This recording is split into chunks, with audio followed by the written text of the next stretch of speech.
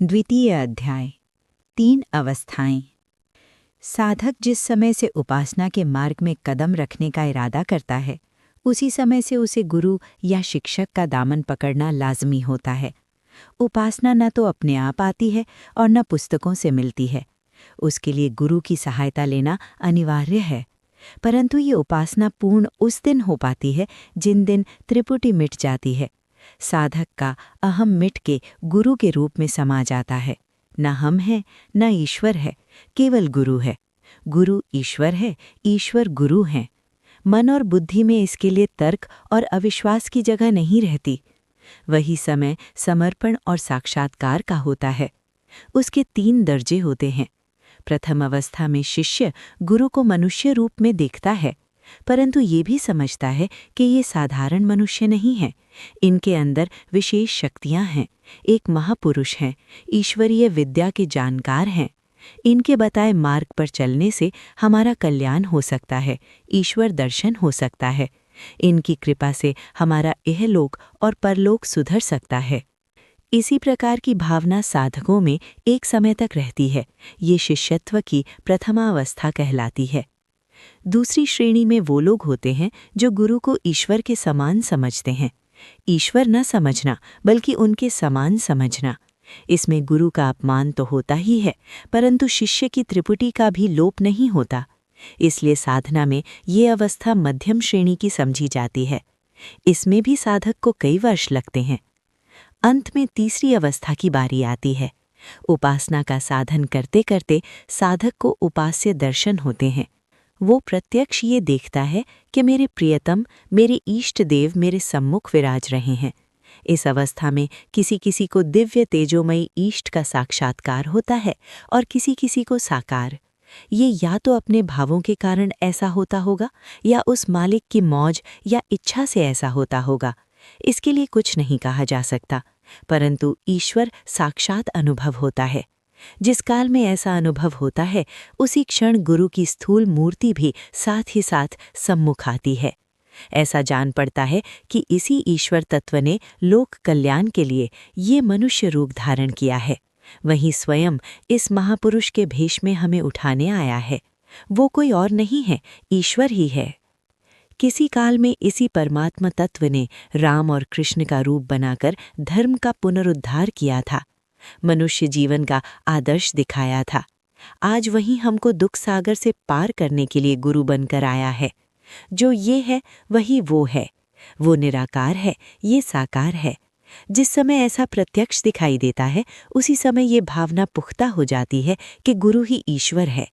उसी समय शिष्य गुरु के चरणों में सर्वस्व अर्पण करने को तैयार हो जाता है, पूर्ण रूप से उसी के आश्रय हो जाता है। यही शिष्य बनना है, यही वास्तविक दीक्षा का समय है। बिना उपासना का साधन किए इस अवस्था का उदय कर लेना जिज्ञासु को अति दुर्लभ है। इसलिए प्रथम साधना, पीछे शिष्यत्व, यही क्रम संतों में रखा गया है। बिना प्रेम के पूर्ण समर्पण नहीं हो सकता, और समर्पण किए बिना शिष्य कहलाकर दीक्षा ले लेना एक खिलवाड़ है। वो आगे निभती नहीं है, और निभती है तो मुंह तक, पेट तक नहीं। हमको ये भावना अपने अंदर लानी है कि सारा विश्व ही ईश्वरमय है। जब तक ऐसी निष्ठा नहीं हो जाती, जीव तब तक मुक्ति लाभ नहीं कर सकता। राग द्वेष, सुख दुख के द्वंद्व से ऊंचा नहीं उठ सकता। जहाँ द्वंद्व होता है वहाँ अशांति रहती है। अनेक मिट के यहाँ एक दिखाई देने लगा, वहीं शांति का राज्य स्थापित हो जाता है। यही शांति मुक्ति है, यही माया के बंधन से छूटना है। सोचिए, जो साधक अपने गुरु में ही ईश्वर को नहीं देख सकता, वो दूसरे प्राणियों में उसे कैसे देखेगा? ऐसों के लिए मुक्ति कितनी दूर है। इसलिए ध्यान और विवेक द्वारा ऐसी दृष्टि बनानी पड़ती है, तभी उद्धार होता है। यही मुमुक्षु की पहचान है। ये जो कुछ हमने बतलाया है वो हमारा अपना अनुभव है। हमको दीक्षा लेने और गुरु को ईश्वर समझने में बहुत वर्ष लगे थे। उसी के आधार पर हम ऐसा कर रहे हैं। संभव है दूसरे अधिकारी हम जैसे ना हो। वो प्रभु की दया और अपने पूर्व जन्मों के स्वकृत कर्मों के प्रताप से जल्दी ही ये अवस्था प्राप्त कर लें तो उनका काम जल्दी हो सकता है। प्रत्येक के लिए ये नियम लागू नहीं है। दीक्षा और उसके भेद। दीक्षा उस रस्म को कहते हैं जिसके द्वारा शिष्य शिष्य बनाया जाता है। उस समय देना और लेना होता है। शिष्य देता है और गुरु लेता है। शिष्य समर्पण करता है और गुरु उसे स्वीकृत करता है। यदि इनमें से एक भी अपने धर्म का पालन ना करे तो दीक्षा नहीं होती। शिष्य हृदय से समर्पण ना करे और गुरु स्वीकृत कर ले तो भी दीक्षा नहीं हुई। शिष्य समर्पण करने को तैयार हो परंतु गुरु लेने को तैयार ना हो तो भी दीक्षा नहीं हुई। इस प्रकार की बाहरी रस्म दीक्षा की अदा करने से कोई लाभ नहीं। दीक्षा तो हृदय के देने से होती है, ना कि धन धान्य से। हृदय ही दे दिया तो धन धान्य इत्यादि सभी दे दिया, पर इसका देना महाकठिन है। अपनी और वस्तु में हम दे सकते हैं पर दिल नहीं दिया जा सकता। इसको विरले ही दे पाते हैं। मुसलमानों में दीक्षा को बैत कहते हैं, जिसके अर्थ बेच देने के हैं, पूर्ण समर्पण कर देने के हैं। हम अपना हाल बताएं। 8 या 9 वर्ष अभ्यास करते बीत चुके थे। इस दौरान में हमको पंचकोशों का प्रत्यक्ष ज्ञान सरसरी तौर से हो चुका था। गुरु कृपा से एक बेर विराट पुरुष या भगवान के विश्व रूप का दर्शन भी मिल चुका था। गुरु पर अत्यंत श्रद्धा थी, निष्ठा भी थी। एक दिन हमको इशारा दिया गया, कहा, अब तुम योग्य हो चुके हो, अपनी दीक्षा की रस्म अदा कर लो। ये सुनना था कि हमको पसीना आ गया, दिल धड़कने लगा।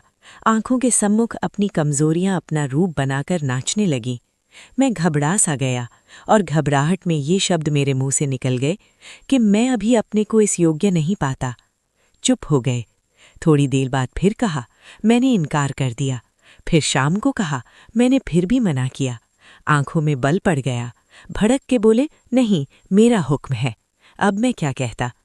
सुबह ज्यों ही फारिग हुआ, अपने पास से 2 पैसे के बताशे मंगा करके बंद कमरे में बिठा करके मुझसे जबरदस्ती समर्पण करा लिया। मेरा सब कुछ मुझसे छीन लिया। ऐसा छीना कि मुझे लौटाकर आज तक नहीं मिला। मैं कोरा निहंग रह गया। देखने में जिंदा हूं मगर वास्तव में मेरे पास कुछ नहीं है। दिल और जबान भी तो अपनी नहीं रही, इस पर भी दूसरे का कब्जा है। वही काबिज़ आँखों से देख रहा है, इस जबान से बोल रहा है और इस दिल से विचार कर रहा है।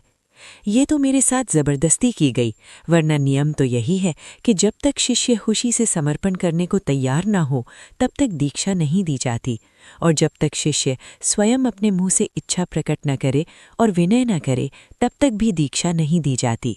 ऐसा भी नियम है। जागृति में नहीं, स्वप्न में भी दीक्षा होते हमने देखी है। कोई ऐसी भी गुप्त दीक्षा होते भी देखी है जिसका किसी को भी इल्म नहीं, शिष्य को पता भी नहीं और दीक्षा हो भी गई। एक घटना सुनाएं। एक प्रेमी का आग्रह था कि हमको दीक्षित करा दिया जाए। मैंने एक दिन विनय किया, कुछ उत्तर नहीं दिया, चुप हो गए। 2-3 महीने बाद फिर प्रार्थना की, फिर भी नहीं बोले। 1 साल बाद मैंने अवसर देखकर फिर कहा। कहने लगे, हम उसे गुप्त दीक्षा दे चुके हैं, अब जरूरत नहीं। इस कथन से मैंने जाना कि दीक्षा का कोई गुप्त रूप भी होता है। दीक्षा के समय गुरु अपनी सिलसिले की मोक्ष आत्माओं से उस साधक का परिचय कराता है और अपने सेवक को उनके सुपुर्द करता है, ताकि सूक्ष्म स्थानों की चढ़ाई के समय उसकी सहायता करती रहें और अपने निज धाम तक पहुंचने में हर तरह की मदद देती रहें, क्योंकि आगे कई स्थान ऐसे आते हैं जिनमें साधक अपनी शक्ति से पार नहीं हो सकता। इतने ही काम के लिए प्रत्येक संप्रदाय और हर एक फिरका अपनी अपनी वंश परंपरा का सिलसिला अलग अलग रखता है, पर अंतिम स्थान सबका एक ही है। दीक्षा के समय गुरु एकांत में शिष्य को अपने सम्मुख बिठाता है, बीच में कुछ मिष्ठान या फल इत्यादि भेंट पूजा के लिए रखता है। फिर इन मोक्ष आत्माओं का आवाहन कर प्रकट या गुप्त रूप से उसका हाथ उनके हाथ में दे देता है। इसके पीछे उन्हें रुखसत कर दिया जाता है और वो प्रसादी बांट दी जाती है। छोटे बच्चों को देने का बहुत फल माना जाता है। उस समय से उसकी संरक्षक वो दिव्य आत्माएं हो जाती हैं। फिर कोई किसी प्रकार का भय नहीं रहता। निज धाम तक पहुंचने में कोई शंका नहीं रहती। भेद। दीक्षा के अनेक भेद हैं, पर मुख्य 3 ही हैं। 1 मंत्र दीक्षा, 2 अध्यात्म दीक्षा और 3 आचार्य दीक्षा। जिस उपदेश द्वारा हमारी प्रवृत्ति ईश्वर की ओर मुड़ जाए और उसकी प्राप्ति के लिए जप तप कीर्तन इत्यादि बाहरी कर्म करने लगे, उसको मंत्र दीक्षा कहते हैं, और जो हमारे उपदेष्टा जैसा हो उसे मंत्र गुरु कहा जाता है। दूसरी, जो बाहर से वृत्ति मोड़ के अंतर में ले जाना सिखाए, उपासना के अंतरीय साधनों की क्रिया दिखाए, वो अध्यात्म गुरु कहलाता है। अपने तई उसके सुपुर्द कर देना एवं उसी के आश्रय हो जाना अध्यात्म दीक्षा कहलाती है। ये 2 दीक्षाएं तो अवसर पर प्रत्येक साधक की होती ही हैं। बिना इनके ना तो दर्शन होता है, न मोक्ष मिलती है। परंतु तीसरी आचार्य दीक्षा हर एक साधक या सिद्ध के लिए लाजिमी नहीं है।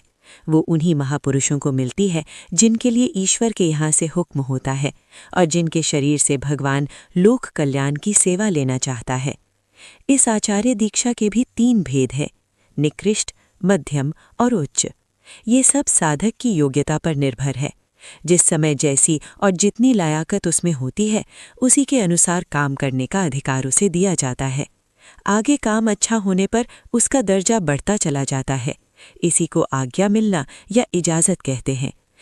यह आदेश उस सर्वशक्तिमान जगत नियंता की ओर से आता है और गुरुमुख से उसे दे दिया जाता है। ये मालिक की नौकरी का परवाना है। ड्यूटी अच्छी बजाने पर तरक्की कर दी जाती है और मालिक खुश होकर दया करता है और रिद्धि सिद्धि ही नहीं, मोक्ष तक इनाम में बख्शता है। गुरु भी ऐसे शिष्य से प्रसन्न हो अपना आशीर्वाद उसे भेजता है। ये लाजमी नहीं है कि प्रत्येक महात्मा को इस काम का अधिकार मिल जाए। प्रबंधकर्ता शक्ति जिसे पसंद करती है, उसी से ये काम लेती है। इसी कारण अनेक उच्च कोटि के महात्मा ऐसे देखे जाते हैं कि जानते हुए भी वो भेद की बात गुप्त रखते हैं। न किसी को शिष्य बनाते हैं, न किसी को विद्या सिखाते हैं, इसलिए कि उन्हें आदेश नहीं होता। अगर कोई हेकड़ी से ऐसी मनमानी करने लगता है तो उससे पूरा लाभ मनुष्यों को नहीं पहुंचता, इसलिए कि उसमें ईश्वरीय आज्ञा की अवहेलना की गई है।